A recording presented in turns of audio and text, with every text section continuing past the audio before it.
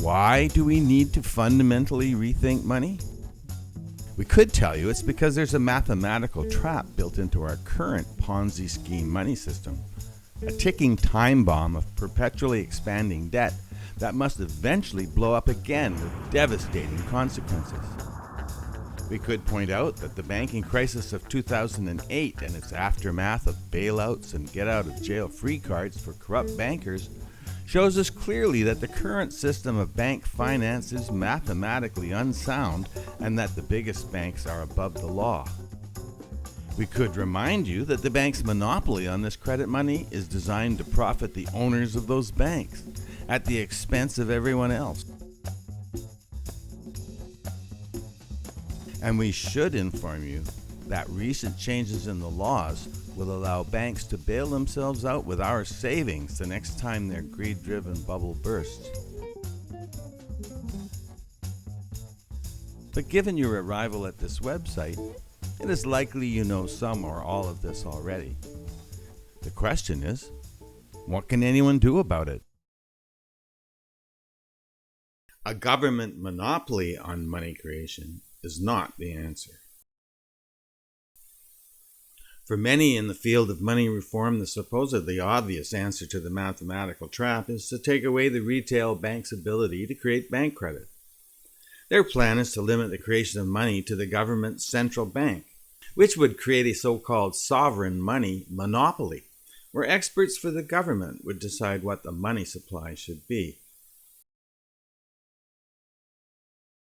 This simplistic idea is gaining traction around the world. These reformers mistakenly believe that the root cause of debt bubbles that subsequently collapse in mass defaults, forfeitures, and bank failures is the ability for bank credit to expand according to the actual demand for credit. But if P of principal was created, then P of principal should be enough to extinguish the P of principal debt that created it, whatever size P might be. So why the defaults? Many firmly believe that interest is the mathematical culprit. This is an almost universal misconception that to most people seems intuitive because it is obviously true that the total money paid exceeds the total money created. However, it is simply a failure to comprehend that money is both a stock and a flow, and flow multiplies stock. A full explanation is provided here.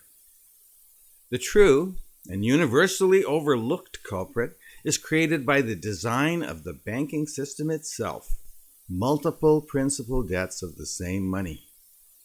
One only needs to understand the chart of M1 and M2 correctly to prove this.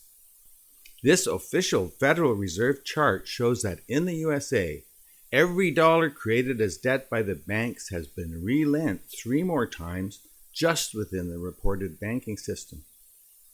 And one needs only grade school arithmetic and simple logic provided here to prove that the deeper issue is our limited concept of money as a single limited quantity made valuable by its scarcity.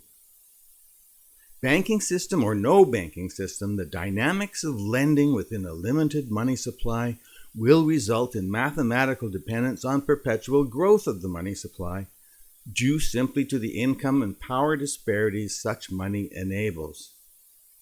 The final argument against government fiat money monopoly is its origins as a tool of conquest and empire.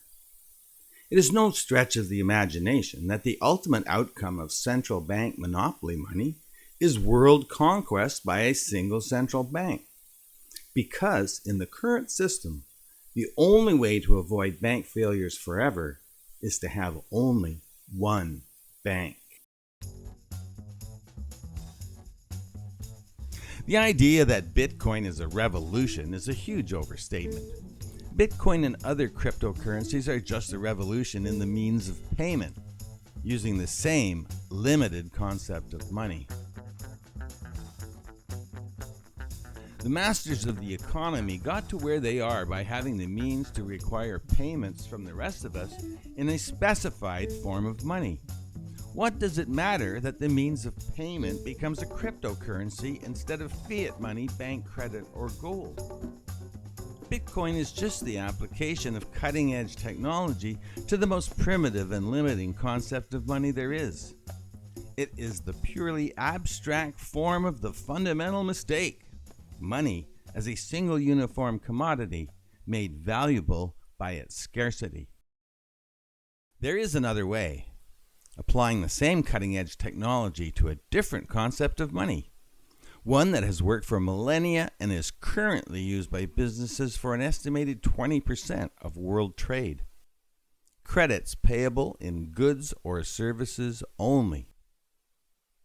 This is a totally liberated concept of money, an alternative form of currency backed directly by the monetary sovereignty of the people who produce the abundance of real goods and services we need and want. In other words, us, the 99%.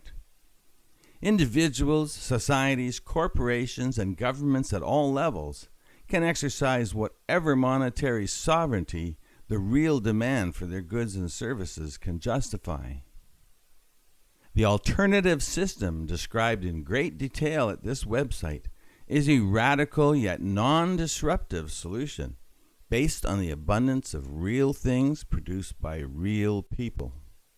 It simply adds producer credits, also known as barter or capacity credits, to the current money system. Producer credits are tradable credits that mature over a specific time period like bonds, except that producer credits are redeemable in specific real goods and services from specific suppliers only. This is the key to effective monetary and economic reform, full circle financing of production by the customers, with all debts payable only in the real things produced. Producer credits assure that conventional money savings are spent on production, not relent. Integrated into the current banking system, producer credits solve the problem of the current system's mathematical dependence on perpetual growth. The result would be a self-stabilizing, inclusive, and highly adaptable money system capable of growing or shrinking without adverse results.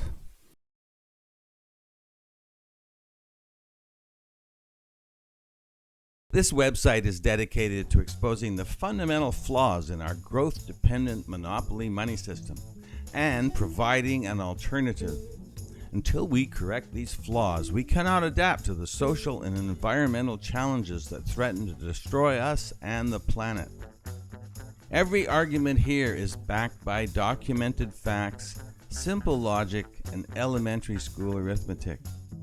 The alternative proposed is simply an ancient idea reborn and made all the more useful with today's technology. The alternative producer credit economy is explained in great detail in a 2.5-hour animated feature, Money is Debt 3: Evolution Beyond Money.